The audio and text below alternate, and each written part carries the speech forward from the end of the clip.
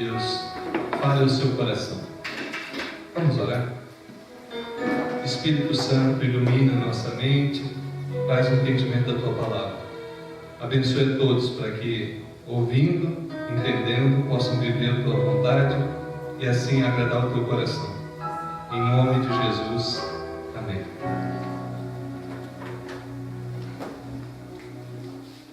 Para nós não existe coincidência. A gente entende que há um propósito de Deus em todas as coisas. E essa semana, vendo um vídeo no YouTube, para quem não sabe, eu gosto de caminhão, eu gosto de ver vídeos de caminhão. E um dos vídeos estava falando sobre profissões. Eu achei muito interessante um deles. É seu José? Seu José é caminhoneiro. Um rapaz, filho de um caminhoneiro, o pai se esforçando, ele conseguiu fazer a faculdade de Direito, fez o exame da OAB, passou. Ou seja, poderia seguir a carreira de advogado. Abandonou a carreira de advogado para ser caminhoneiro. E o vídeo mostrava a alegria dele em seguir os passos do pai, que também tinha sido caminhoneiro. Se por um lado, talvez o pai tinha lá suas frustrações, poxa, meu filho vai passar por tudo que eu passei. Por outro lado, poderia ter um pouquinho de orgulho e falar, poxa, ele via com bons olhos, com alegria a minha profissão. Como que fica a relação dos pais e filhos em relação ao seu futuro?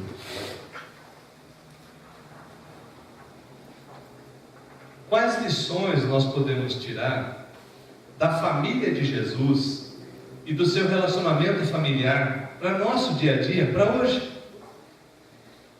A minha compreensão é que a Bíblia Sagrada nos deixa vários ensinamentos, especialmente quando se trata da relação familiar. E ao olhar a família do Senhor Jesus Cristo, nós podemos aprender várias coisas. Abra as Escrituras, por favor, no Evangelho de Jesus Cristo, conforme escreveu Lucas no capítulo 2. Evangelho de Jesus Cristo, conforme escreveu Lucas no capítulo 2.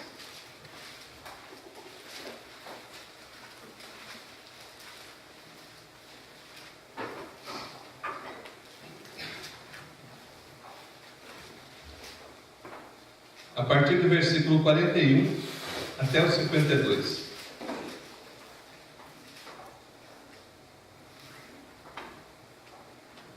Assim diz a palavra de Deus. Lucas capítulo 2, versículo 41 até o 52. Ora, anualmente iam seus pais a Jerusalém para a festa da Páscoa. Quando ele atingiu os 12 anos, subiram a Jerusalém segundo o costume da festa.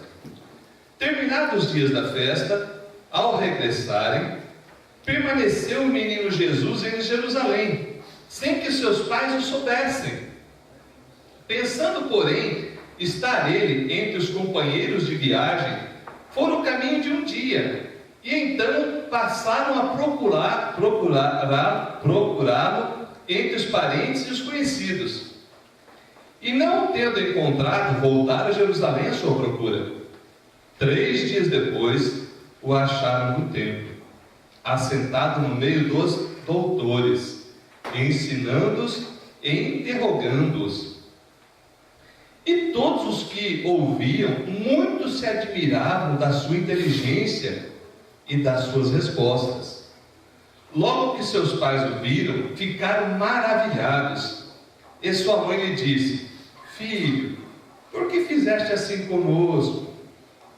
Teu pai e eu, aflitos, estamos na tua procura. Ele lhes respondeu: Por que me procuráveis?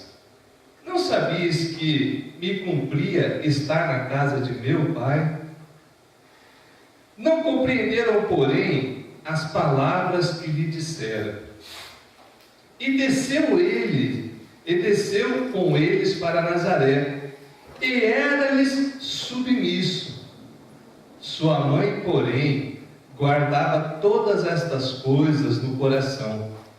E crescia Jesus em sabedoria, estatura e graça diante de Deus e dos homens.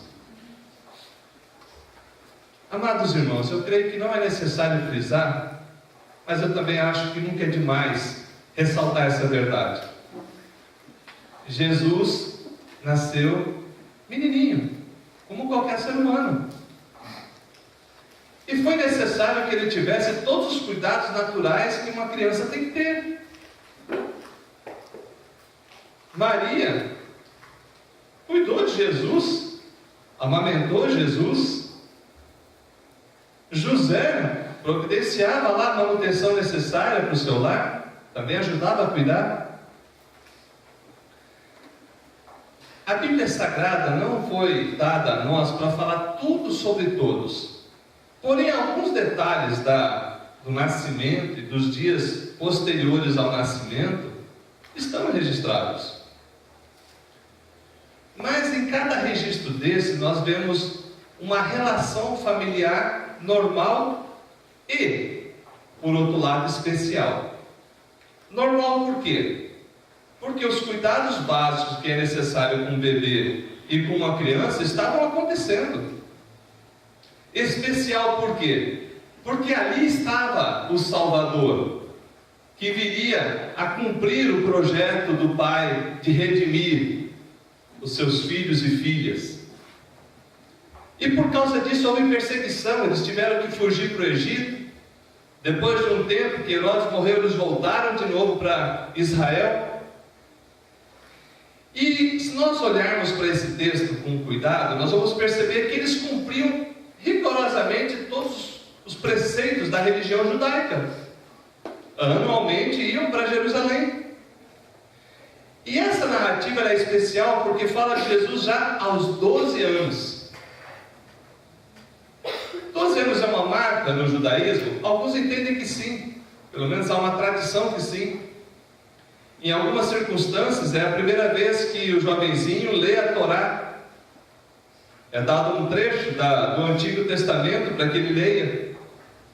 E ele é considerado, aceito também ali, nas sinagogas. Só que aqui de forma muito especial a gente vê que eles iam para a festa da Páscoa, levavam Jesus, ou seja, Jesus teve toda a criação normal que um pai e uma mãe dão para o seu filho, especialmente no aspecto religioso.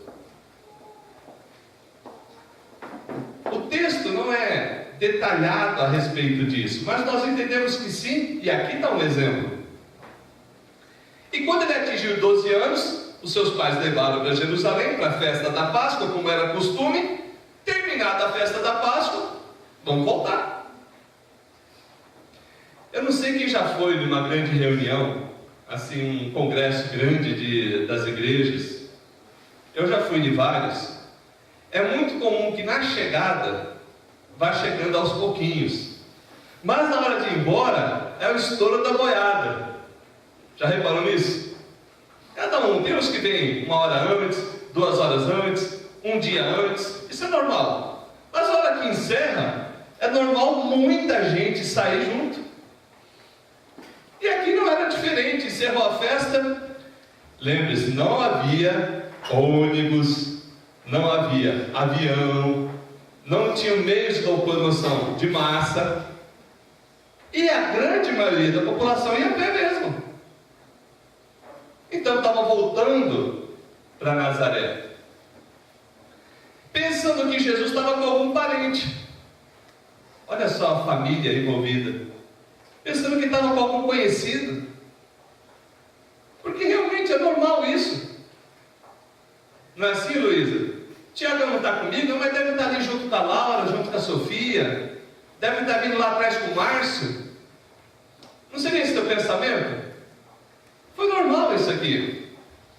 Então a gente repara, irmãos, que nossos pais podem tomar decisões ou ter opiniões também erradas. Eles acharam que estava junto e não estava. Tinha ficado lá em Jerusalém. E é interessante que o texto fala o seguinte: terminados os dias, subiram, pensando estar ele entre os companheiros de viagem, foram o caminho de um dia. Caminharam o dia todo. Chega no fim de dia, cadê Jesus? Ô Márcio, não está com você Jesus? Não. Ô, não está com você? Então Marlene, não está com você lá? Não, não está. E cadê o Salvador? Cadê aquele que nós tínhamos recebido as promessas através do anjo? Meu Deus, o que a gente fez? A gente devia ter procurado e voltado para Jerusalém para procurá-lo. Primeira verdade que nós aprendemos, pelo menos a lição que eu tiro para a minha vida, é que Deus nos deu pais terrenos, sujeito a falhas. Já reparou nisso? Às vezes a gente espera a perfeição de nossos pais, eles não são perfeitos. Você não é perfeito. Você não pode exigir perfeição do outro. Você tem falhas. Não é justo você esperar que teus pais não falhem. Aqui não foi uma falha intencional, maldosa, mas aconteceu. Esqueceram Jesus para trás. Achando que estava junto, Jesus ficou para trás. Só que havia um propósito de Deus nisso. Havia um propósito maravilhoso nisso. Não tendo encontrado, voltaram para Jerusalém à sua procura. 3 dias depois. Ô menino difícil de achar. Ô menino custoso. Será que ele era custoso? Não. É que foram procurar nos lugares prováveis.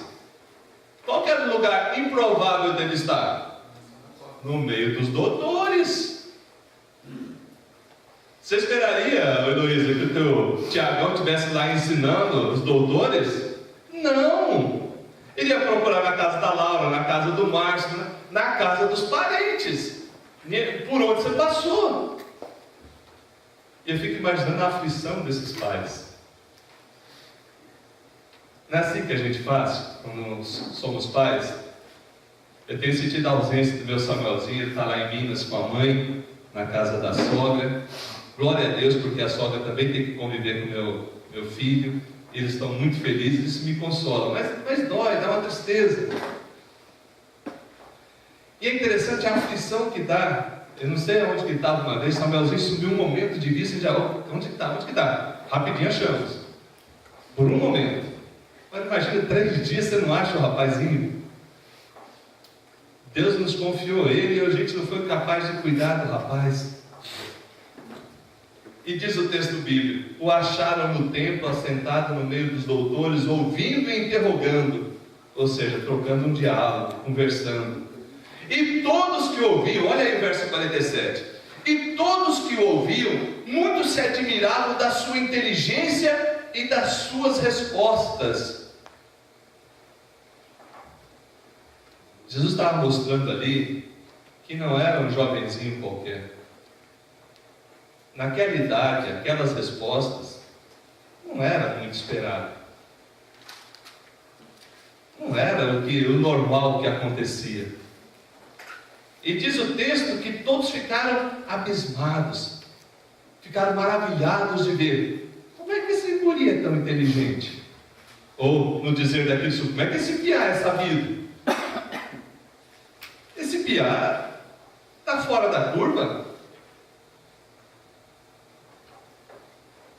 Acho que é interessante a narrativa que ela vai construindo essa imagem para nós. Logo que os seus pais viram, ficaram maravilhados também. Quem estava lá vendo ele ficou maravilhado das respostas. A hora que os pais, 3 dias depois, acharam, como é que pode? Como é que pode? Como é que pode? E olha que interessante. Tinha que ser a mãe para falar isso, né? Irmãs? Presta atenção aí na fala. Presta atenção na fala. Aí você pode dar o tom que você quiser, mas eu não entendo ela bravinha aqui não. Eu não entendo ela brava. Eu entendo ela vendo toda aquela cena, maravilhada com aquela cena, ela chegou: filho, por que fizeste isso conosco? Teu pai e eu aflitos estamos à tua procura.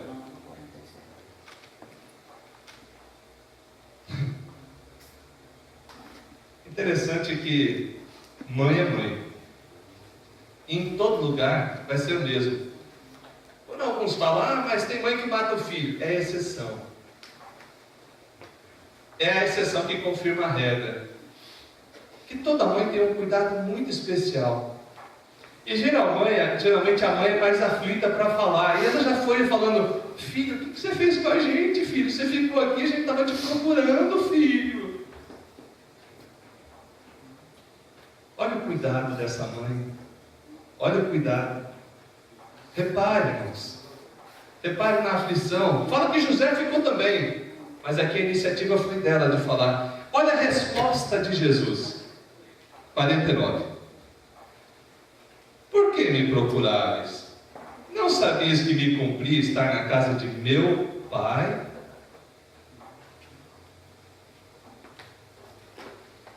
Irmãos, eu não sei como que você vê Jesus Cristo encarnado.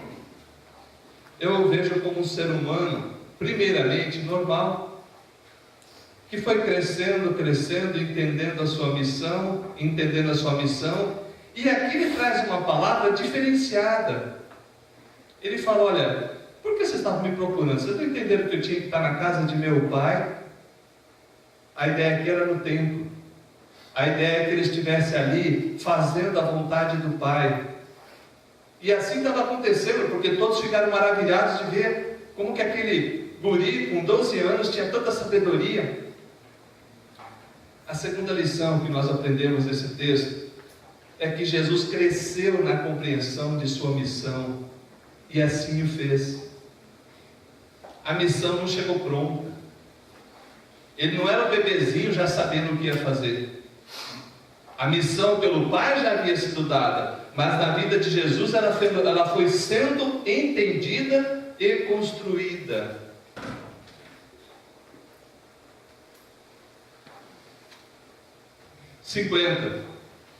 Os pais não compreenderam, porém, as palavras que lhes disseram. O que ele está falando de ficar na casa do pai? Aqui está a mamãe, aqui está o papai. Bora com a gente. Não conseguiram entender o que o anjo tinha falado. Põe o nome de Jesus, porque ele salvará o seu povo do pecado deles. Lembra da profecia? E é interessante, irmãos, que os pais às vezes não conseguem entender o desígnio de Deus para os seus filhos.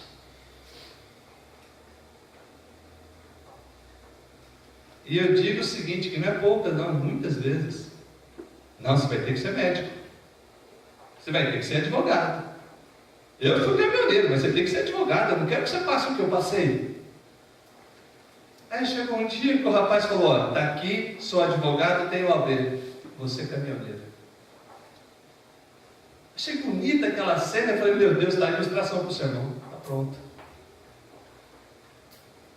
Ele cumpriu exatamente o que o pai queria, mas depois falou: pai, a minha alegria não está em ser advogado, eu quero ser igual ao senhor. Era como se ele falasse: eu tinha orgulho do que o senhor faz. E eu vou ser feliz fazendo isso, não vou ser feliz sendo um advogado. Era como se ele falasse: o propósito de Deus para minha vida é ser esse, e não aquele. Irmãos, os pais precisam aceitar a vontade de Deus para os seus filhos. Essa é uma terceira lição que a gente precisa entender rápido, urgente. A minha oração para o Samuel, nosso filho, meu e da Rosângela, é lógico, desde o ventre materno era: Deus, cumpre a tua vontade na vida dessa criança. E em nome de Jesus, que eu não seja um obstáculo. Amém. Que eu não seja um atrapalho. Permita, meu Deus, que eu veja Ele te adorando e te louvando, e servindo a Jesus. O resto é contigo. Que a gente tenha uma boa formação educacional, mas que o desígnio da vida dele seja estabelecido por ti, e que eu e a Rosângela venhamos a entender e aceitar.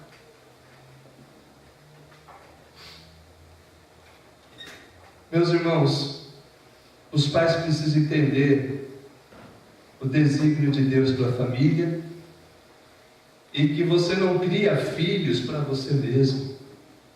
Essa frase é muito comum, né? Talvez você já tenha ouvido. Não sei se você entendeu, mas você já ouviu. Ou talvez já falou. Heloísa não cria o Tiagão, né? Tiagão, para ela mesma. Ela é uma bênção de Deus, através de quem Deus designou para cuidar do Tiago. Mas existe um plano de Deus para a vida do Tiago. E à medida que a Heloísa entende isso, Heloísa vai ficando com o coração mais em paz. Deixa Deus agir.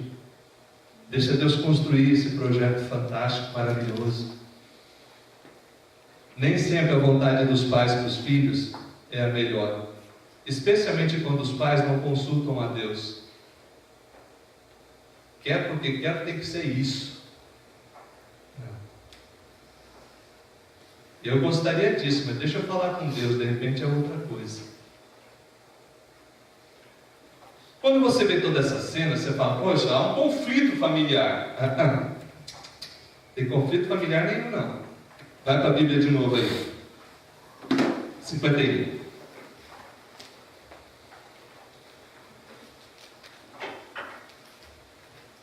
E desceu eles para Nazaré. Aqui está falando Maria, José e Jesus. Eu não sei se veio mais gente junto procurar, mas o texto está falando de pelo menos esses três aqui. E era-lhes submisso. Como é que pode Jesus, o Verbo de Deus, o Criador do Universo, ser submisso a José e Maria? Porque ele era filho deles. Não faz sentido o Filho de Deus, que veio cumprir a palavra, não honrar pai e mãe. Entendeu isso? E era-lhe submisso. Ô papai, ô mamãe, desculpa aí, vamos junto. Mas olha o texto. Sua mãe, porém, guardava todas essas coisas no coração. Tudo aquilo que o anjo me falou está começando a se cumprir. O menino está crescendo, está sabido, está ensinando até doutor. Que seja feita a vontade de Deus. Guardava no coração lá e ficou com aquilo. Olha o último versículo. Vamos ler todos juntos. E crescia Jesus em sabedoria, estatura e graça diante de Deus e dos homens. Aos 12 anos, ele continua ali crescendo em estatura, em sabedoria e graça diante de Deus e dos homens. A missão que o anjo havia profetizado para Maria, para José, para que eles entendessem como deveria criar um menino, também agora vinha acontecendo na formação de Jesus. A maioria dos especialistas creem que o ministério de Jesus começou por volta dos 30 anos. Alguns acham divergência nessa data, para a gente pouco importa. Mas pensa, dos 12 até os 30, ele continuou crescendo em sabedoria, graça diante de Deus e diante dos homens. Porque havia um projeto, havia um propósito, havia uma missão. E essa missão ela é cumprida na história. E por que às vezes a gente quer que tudo seja imediato? Né, irmão Flávio? Acabou de falar agora há pouco, nem sabia que eu ia falar disso. Por que nós queremos tudo para ontem? Por que nós achamos que ensinamos alguma coisa para o nosso filho e amanhã ele já está sabendo? Não é assim. Não é porque você falou que ele entendeu, e não é porque você falou e ele entendeu que já vai ser capaz de viver. Há um processo de assimilação daquilo, há um processo de crescimento, há um processo de amadurecimento. A verdade chegar em nós é uma coisa, a verdade nos transformar e libertar é outra, ainda que tudo isso venha de Deus.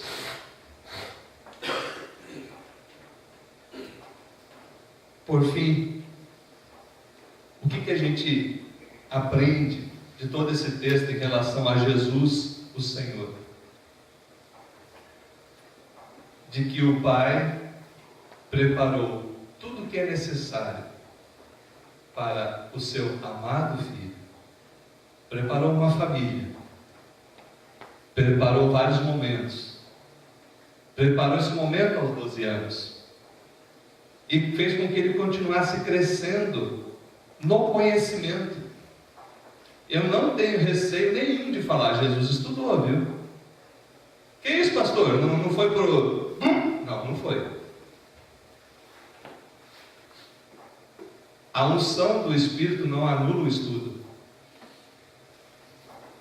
Não anula o fato de José e Maria ensinarem para ele várias coisas. Ainda que, por ser Deus como é, a hora que ele falava era diferente de todo mundo. Foi assim na sinagoga. A hora que ele começou o ministério lá em Marcos, todos se admiravam que ele falava com autoridade. Jesus tem autoridade absoluta, mas isso foi se cumprindo na sua vida, para que ele realizasse a redenção, a nossa salvação, o desígnio de Deus. E você? Entende isso? Você pai, você mãe, entende o desígnio de Deus para os seus filhos? Você aceita? Você, filho, tem sido tolerante e perdoador com seus pais?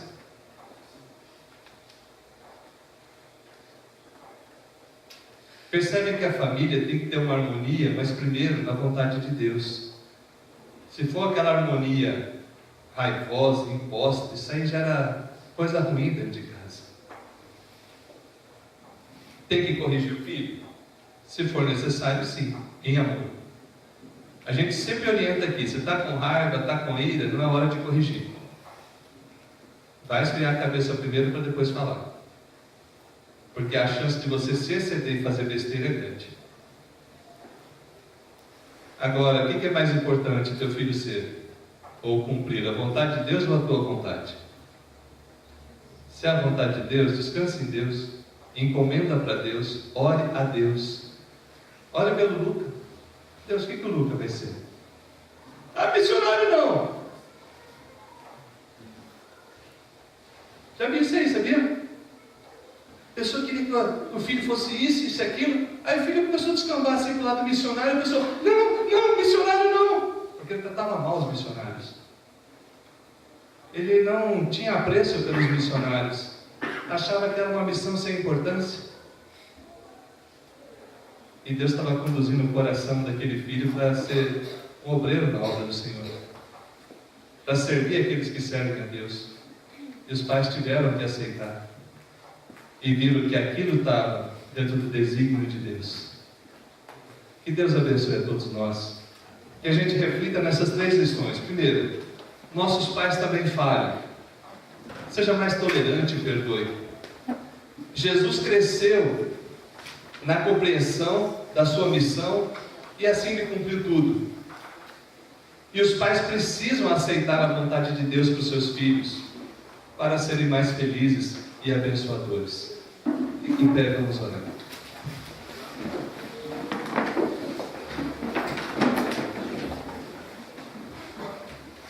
Meu Deus, meu Pai, obrigado pela vida, obrigado por Jesus Cristo como Senhor e Salvador, obrigado porque assim como o Senhor deu crescimento para Jesus, em graça, estatura e sabedoria, assim também o Senhor pode fazer em nossa vida, e assim nós cremos que o Senhor tem feito. Pai, desfaz no nosso coração, na nossa mente, tudo aquilo que não procede da Tua vontade. Ajuda os pais a educarem os filhos para o Senhor.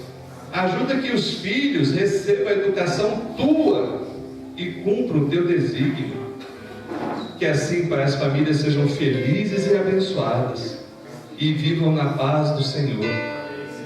Meu Deus, que a redenção de Cristo Jesus, que foi ensinada, seja agora ministrada também aos corações, sabendo que Jesus veio para salvar e salvou. Que assim o Senhor aplique essa palavra aos corações. Meu Deus, visita essas famílias, onde houver trevas, discórdia, onde houver coisas ruins, que sejam afastadas em nome de Cristo. Que a paz aconteça dentro desse lar, no entendimento dos marido e esposa, dos pais e filhos, e que a paz de Cristo esteja ali. Que a graça de nosso Senhor e Salvador Jesus Cristo, o amor de Deus, nosso Pai, o consolo, o conforto e a presença do Espírito Santo esteja com todo o povo de Deus, hoje e sempre. Amém. Desce a